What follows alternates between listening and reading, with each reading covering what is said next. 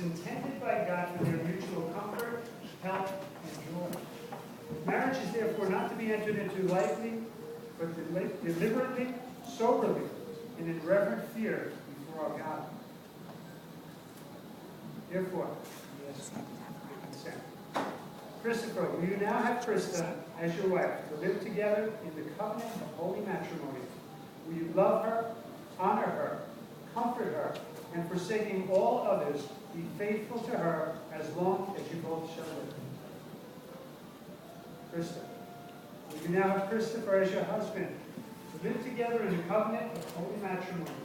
Will you love him, honor him, comfort him, and forsaking all others, be faithful to him as long as you both shall live? I was very honored when Christa and Christopher asked me to officiate their wedding ceremony.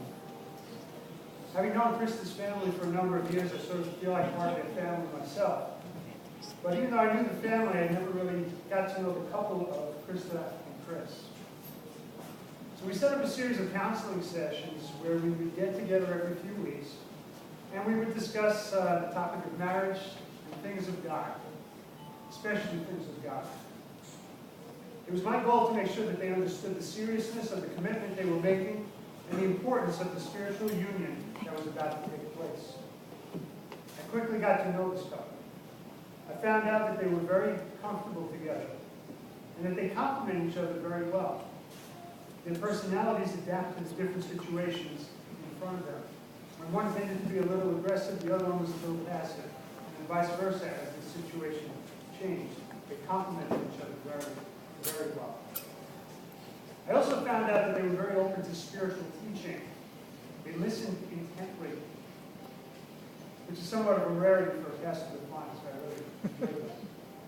They were like sponges, and they just wanted to be shown. They wanted to know the things of God. We went through numerous Bible passages and studies. We read a lot. We learned about the nature of God, in particular the nature of Christ. We went through numerous documents and historical facts surrounding Jesus' earthly life and ministry. But most importantly, we studied the way in which Christ's life and all those facts pertain to our lives here and now. During our meetings, I asked them a series of questions. And at one point I asked them, what do you feel is the most important quality in a husband or a wife? Interestingly, they both gave very similar answers. They said the qualities of patience and understanding were very valuable. They both instinctively knew that not only is this world not perfect, but they themselves are flawed, and that they will need somebody very patient and very understanding to help them get through.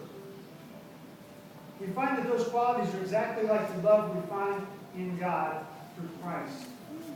He is patient enough to give us chance after chance, and amazingly gracious enough to forgive us when we fall. In the Gospel of Luke, chapter 15, Jesus told them a parable. And he said, suppose that one of you had 100 sheep and loses one of them. Does he not leave the 99 in the open country and go after the lost sheep until he finds it?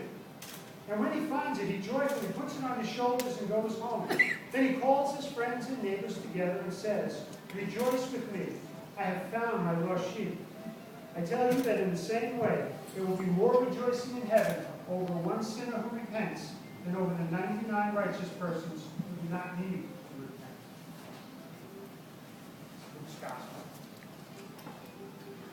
Another topic we always teach about in pre-marriage counseling is something that married couples can relate to very easily, and that's the topic of communication. Honest, consistent lines of communication are always one key to a successful relationship. Another key that my wife and I have come to appreciate more and more through the years is that of friendship. It's something we all need to consistently work on. Many things happen in our lives. Times can get tough. Life gets in the way. But in the midst of all that other stuff, we can still be best friends with each other. Likewise, the scriptures tell us that Jesus loved us so much that he laid down his life for his friends. We see that relationship as well. And that's another biblical truth that no one can deny. You see, truth is truth, whether we know about it or not, whether we believe it or not. The earth was round before anybody knew it or believed it. Gravity was around before anybody knew it or understood it. Likewise, truth is truth. You may be saying to yourself, what is truth? How can you even know what truth is? Some people say, that might be true for you, but it's not true for me. Did you hear that one? I heard someone say, you should try that on your bank teller someday. Walk into the bank and say, I'd like to withdraw $2,000. Sorry, Pastor Tony, you only have $150 in your account. Well, that might be true for you, but it's not true for me. Doesn't work. Truth is truth. So tonight I challenge you to choose life, to choose truth. You see, God sent His Son Jesus to live in this world and to die the horrible death of crucifixion, to pay the penalty for our sins, yours and mine. He took our punishment for us. And that's true, whether we know it or not, whether we believe it or not.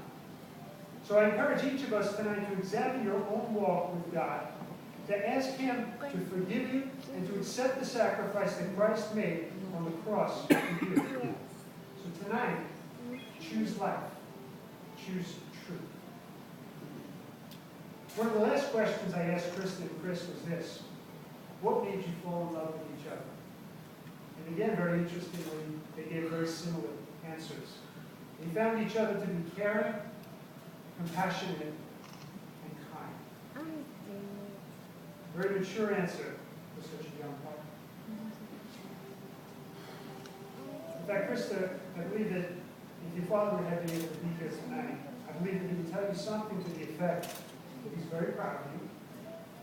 He's very proud of the special young lady that you've become.